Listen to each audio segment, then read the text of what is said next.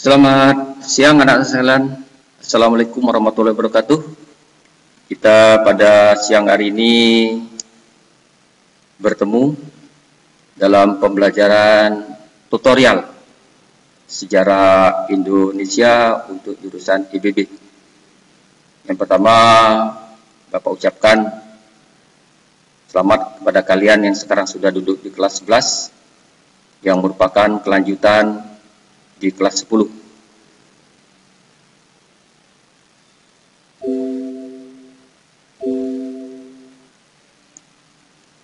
Adapun dalam pembelajaran sejarah kita akan mempelajari bab 1 antara kolonialisme dan imperialisme.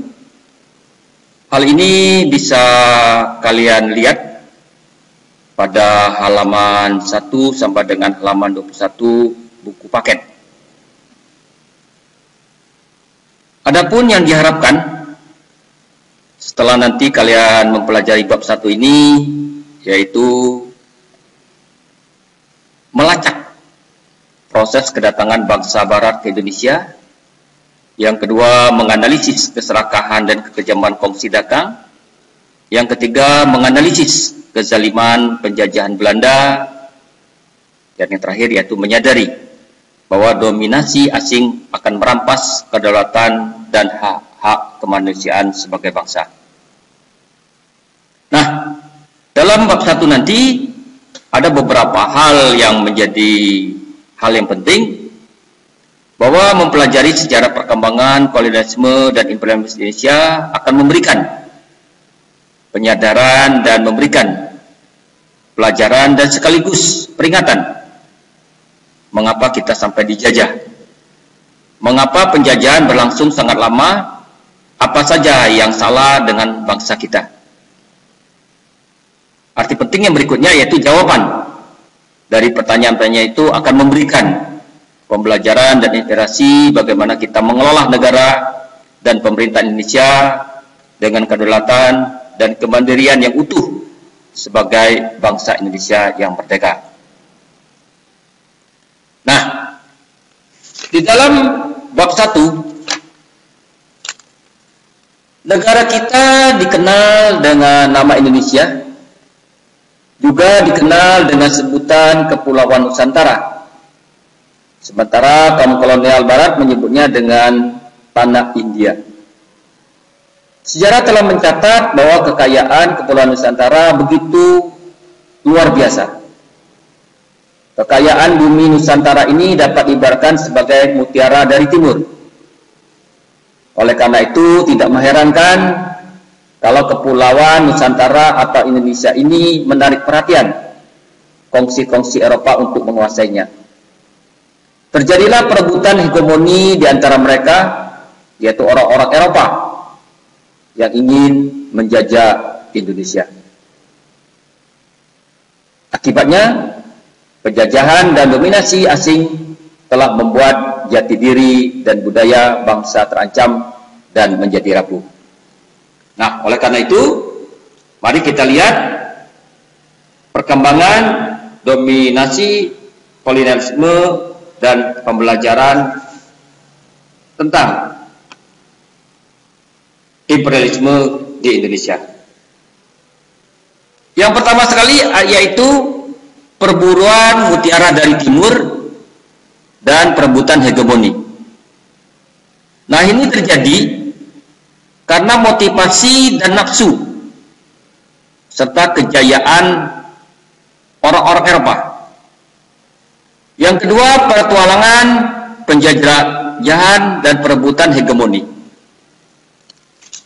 Yang pertama, motivasi nafsu dan kejayaan Eropa. Di dalam penjelasan dalam buku paket halaman 7 mengatakan bahwa di dalam sejarah bangsa-bangsa di dunia dikenal adanya masa penjajahan samudra. Aktivitas penjajahan samudra ini dalam rangka untuk menemukan dunia baru. Jadi motivasi mereka menjelajahi samudra yaitu adalah untuk menemukan dunia baru. Aktivitas penemuan dunia baru ini tidak terlepas dari motivasi dan keinginan untuk bertahan hidup. Jadi mereka menemukan dunia baru ini adalah untuk mempertahankan hidup, memenuhi kepuasan dan kejayaan dalam kehidupan di dunia. Bahkan bukan sekadar motivasi, tetapi juga muncul nafsu untuk menguasai dunia baru itu demi memperoleh keuntungan ekonomi dan kejayaan politik. Jadi itu motivasi dan nafsu kejayaan Eropa. Sedangkan petualangan dan penjajahan dan perebutan ekonomi ini bisa dilihat bahwa Portugis dan Spanyol, orang-orang Portugis dan Spanyol dapat dikatakan sebagai pelopor petualangan, pelayaran dan penjelajahan samudera untuk menemukan dunia baru di timur. Jadi untuk di daerah timur, dunia bagian timur itu bangsa Portugis dan Spanyol sebagai pelopor.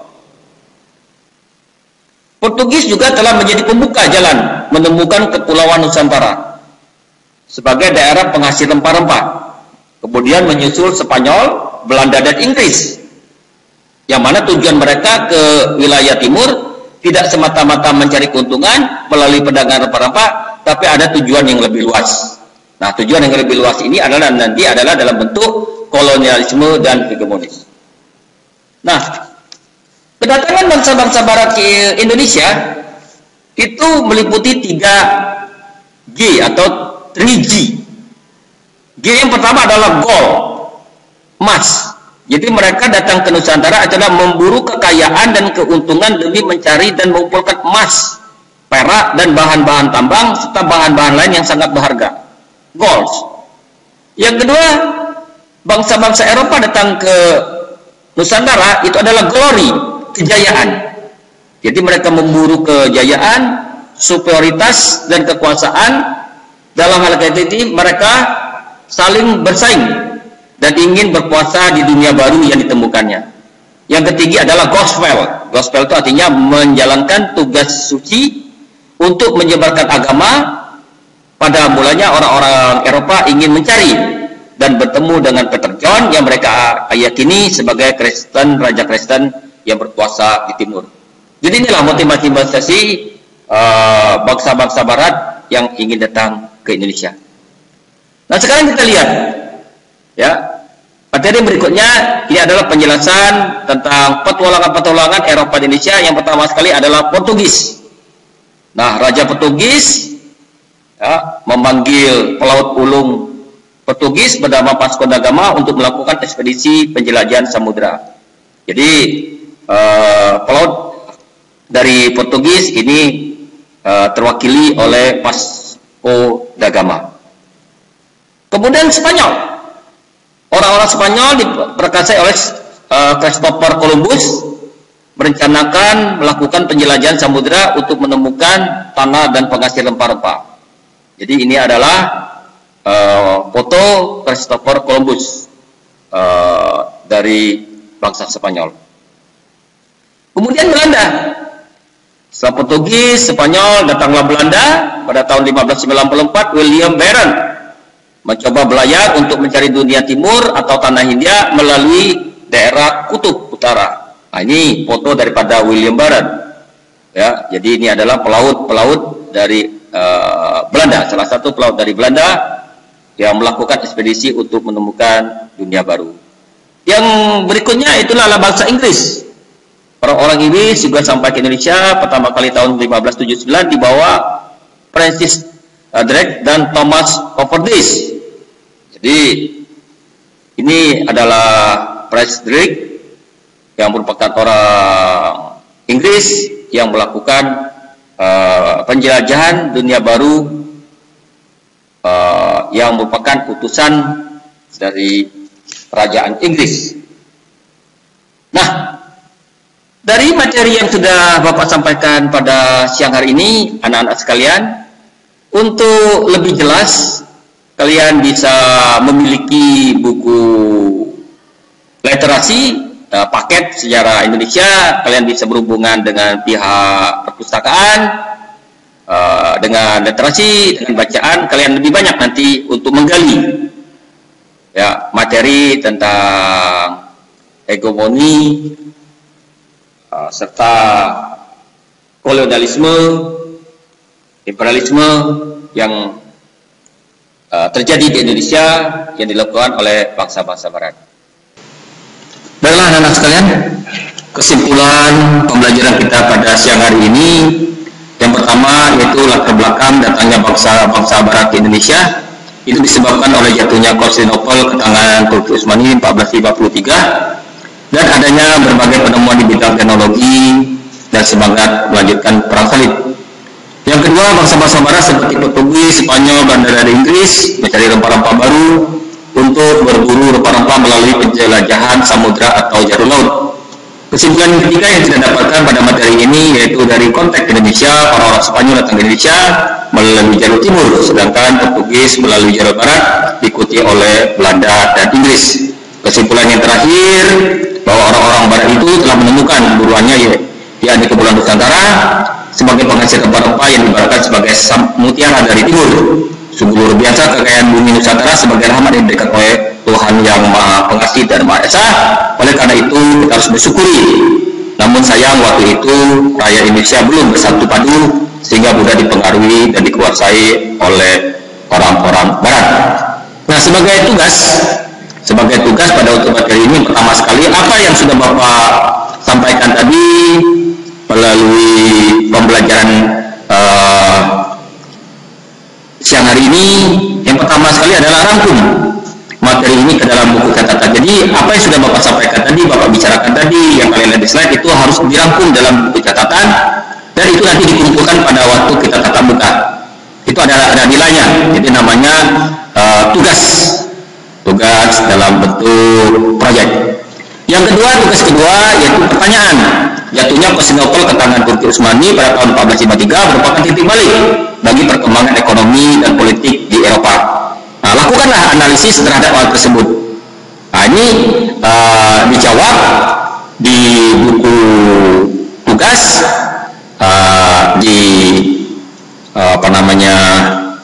scan nanti kirimkan kepada Bapak ke WA yang tertulis di bawah ini. Itu saja yang perlu disampaikan oleh Bapak kepada kalian semua. Bapak ucapkan terima kasih. Kita akan bertemu ke pertemuan berikutnya minggu depan. Harapan Bapak ikuti protokol kesehatan, pakai masker, kemudian cuci tangan sebelum melakukan aktivitas. Kemudian jangan lupa juga kalau tidak terlalu penting tidak perlu berkerumunan atau kita berdekatan karena ini akan memutus rantai daripada epidemi COVID ini. Itu saja yang perlu saya sampaikan. Sekali lagi, selamat siang.